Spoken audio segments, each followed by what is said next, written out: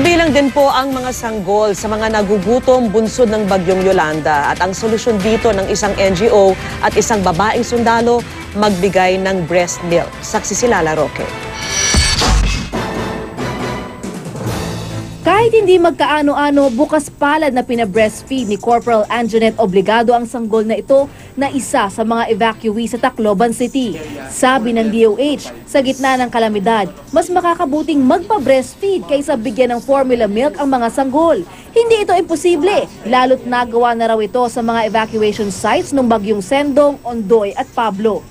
Base po sa mga pag-aaral, na ang mga lugar ho na nabigyan po ng milk formula, hindi lang po dito sa Asia, mas tumaas yung antas po ng pagkamatay nila sa mga infeksyon tulad po ng diarrhea, pneumonia at katagalan po, mas nagkaroon din po ng mga malnutrition. Sa taya ng World Health Organization, 12,000 sanggol ang isisilang sa mga lugar na sinalanta ni Yolanda. Kaya ang non-government organization na Kalusugan ng Mag-ina Incorporated, puspusan ang pagpapalaganap ng impormasyon sa kahalagahan ng gatas ng ina. Kahit daw kulang sa pagkain ng ina, sapat pa rin ang nutrisyong maibibigay nito sa sanggol. At kahit natigil ang pagpapasuso, pwede pang maibalik ang milk supply.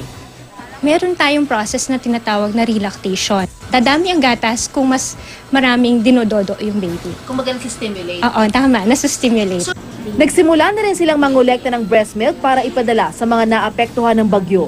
Ang milk bank ng Jose Fabella Memorial Hospital sa Maynila, dumarami raw ang donors. Ito ang processing room ng Human Milk Bank sa Fabella. Kung inyo makikita, ito yung isang na-express na gatas ng isang ina. At dito sa bahaging ito, ipaghahalo-halo yung mga gatas na dinonate ng mga ina at isasalin sa isang container.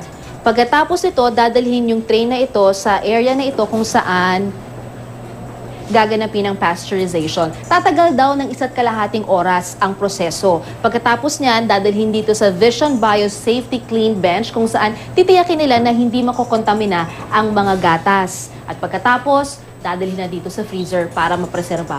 Kung inyong makikita, 2 punong freezer ito ng mga gatas at handang-handa na daw dalhin sa mga kababayan nating nasalanta ng Bagyong Yolanda.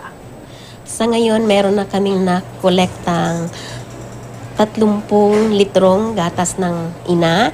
Marami na tayong naging gatas na dinonate ng mga mami na inalat na natin para sa Tacloban. Ang first-time moms na ito, naabutan pa naming naghahanda para makapag-donate. Hindi man sa pera, hindi man sa at least sa mga baby nakakatulong ka. Para makatulong din. Sa mga nais mag-donate ng breast milk, tawag lang sa Fabella Hospital sa 734-5561 Local 156. Ako si Lala Roque, ang inyo saksi.